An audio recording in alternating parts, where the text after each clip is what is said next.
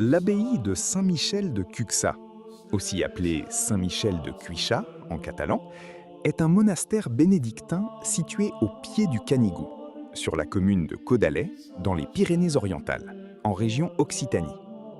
Elle est considérée comme un monument majeur de l'histoire de la Catalogne et un chef-d'œuvre de l'architecture romane, tout en restant un lieu vivant de spiritualité depuis plus de 1000 ans.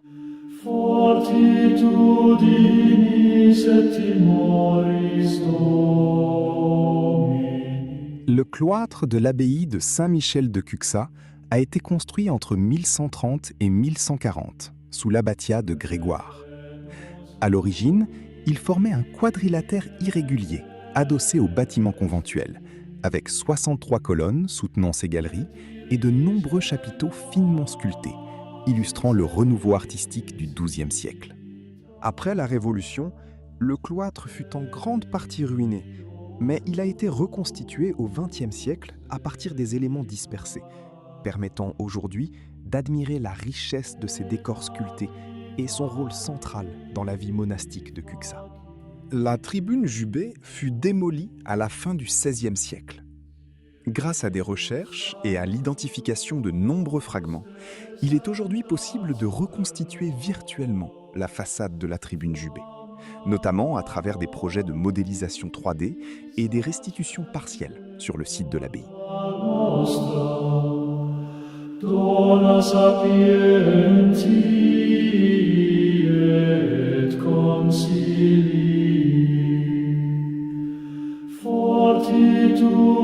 La crypte de l'abbaye, construite au XIe siècle sous l'abbatiat d'Oliba, est un édifice souterrain de plan circulaire, inscrit dans un carré, voûté en berceau, avec un pilier central massif soutenant une voûte annulaire.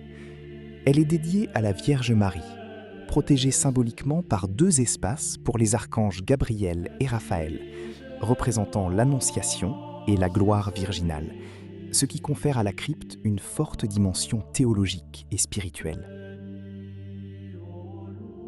Située à l'ouest de l'église abbatiale pré-romane, elle s'apparente à une grotte de la Nativité, avec une atmosphère enveloppante et un volume important d'environ 9 mètres de diamètre. La crypte fait partie d'un ensemble architectural cohérent, comprenant une église supérieure dédiée à la Sainte Trinité, reflétant une pensée théologique complexe sur le mystère de l'incarnation et la Trinité.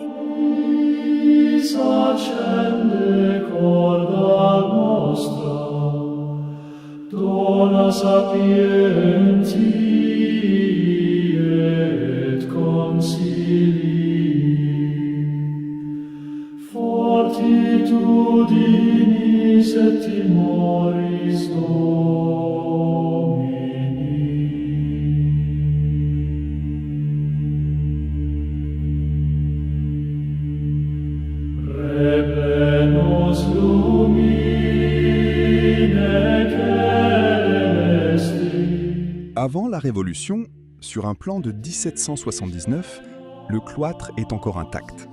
C'est un quadrilatère irrégulier qui s'appuie sur les bâtiments existants et en particulier le collatéral et le croisillon nord de l'abbatiale. Les galeries sont soutenues par 63 colonnes.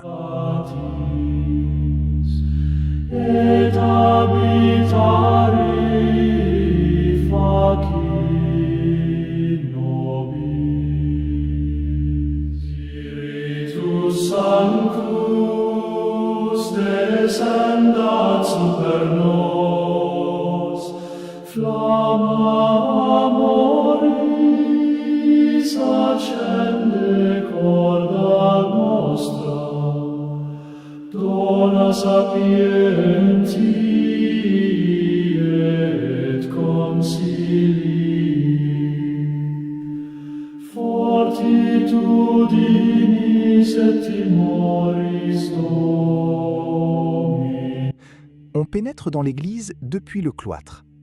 L'église Saint-Michel pré-romane est une grande basilique, construite de 956 à 974 par l'abbé Garat.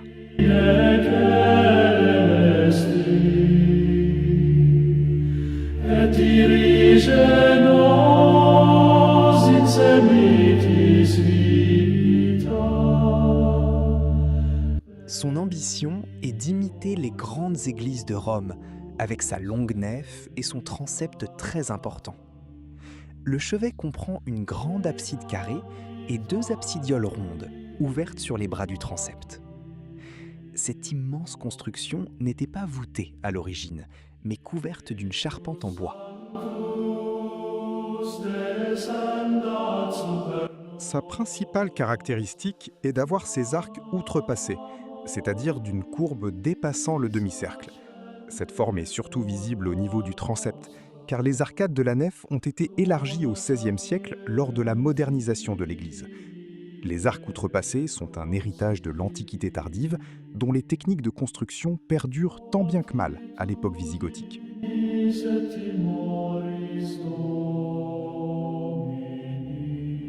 La civilisation arabo-musulmane s'est aussi inspirée de ces formes, ce qui fait que l'on a longtemps cru que l'abbaye de Saint-Michel de Cuxa était une église mozarabe, influencée par l'art musulman. Mais lorsqu'elle fut construite, les Arabes avaient quitté la région depuis 2 siècles.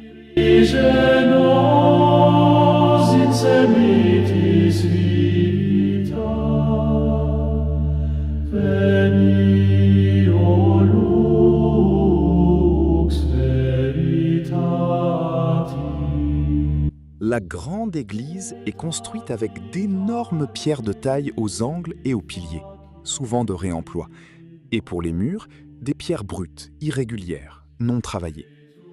Cette technique de construction contraste avec celle du premier art roman du XIe siècle, où les pierres, sans être taillées, sont travaillées, régulièrement incisées et de même module.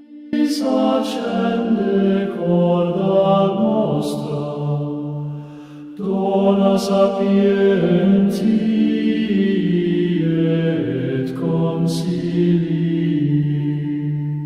Au XIe siècle, la grande église a été modifiée par le voûtement de ses bas-côtés, la construction des clochers sur les extrémités des bras du transept.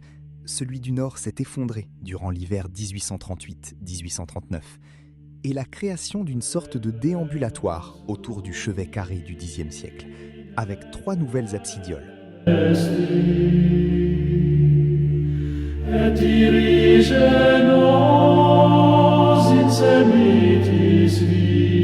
J'espère que cette visite vous a plu. N'hésitez pas à liker la vidéo si vous l'avez appréciée et à laisser un commentaire pour me dire ce que vous en avez pensé. Pensez aussi à vous abonner pour ne rien manquer. Et habitare